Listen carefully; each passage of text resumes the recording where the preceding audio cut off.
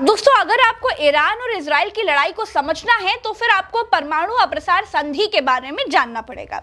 देखिए, सारी लड़ाई की जड़ जो है वो यहीं पर है। पहली, परमाणु अप्रसार संधि यानी नॉन प्रोलिफरेशन ट्रीटी, जिसको शॉर्ट फॉर्म में एनपीटी कहा जाता है।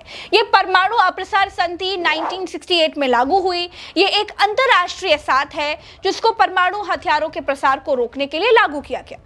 कहा गया दोस्तों कि अब कोई परमाणु बम नहीं बनाएगा, ये बड़ा खतरा हो। केवल 5 देश यानी संयुक्त राज्य अमेरिका, रूस, यूनाइटेड किंगडम, फ्रांस और चीन को एनपीटी के तहत परमाणु हथियार रखने की मान्यता दी गई।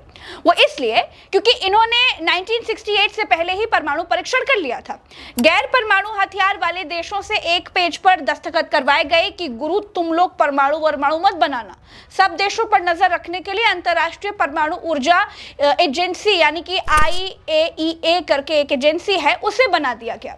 अब मसला यह था कि जब गैर परमाणु वाले 191 देशों के दस्तखत लिए गए तो ईरान ने भी दस्तखत कर दिया कि भाई ठीक है, हम नहीं बनाएंगे परमाणु बम।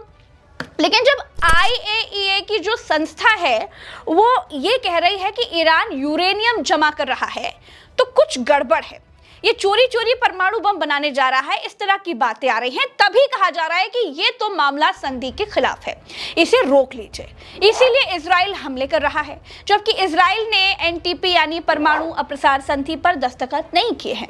इजराइल ने परमाणु बम बना लिया है, लेकिन वो अपने परमाणु बम पर आधिकारिक तौर पर कुछ नहीं बोलता। इजराइल इस संधि से बाहर है, जिसकी वजह से उसकी परमाणु गतिविधियां भी IAEA की निगरानी से बाहर है। आज की तारीख में 191 देश एनपीटी के सदस्य हैं, लेकिन भारत, पाकिस्तान, इजराइल और दक्षिण सूडान ने इस पर हस्ताक्षर नहीं किए। उत्तर कोरिया 2003 में एनपीटी से बाहर हो गया था। अब ईरान को पश्चिमी देश कानून के पेच में फंसा रहे हैं और ये कह रहे हैं कि आप 3.5% से ज्यादा यूरेनियम नहीं जमा कर सकते, थोड़ा बहुत इकट्ठा कर लो, कोई बात नहीं।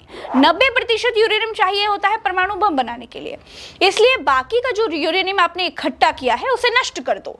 यूरेनियम सिर्फ 300 किलो ही रख सकते हो, तो ये मसला है।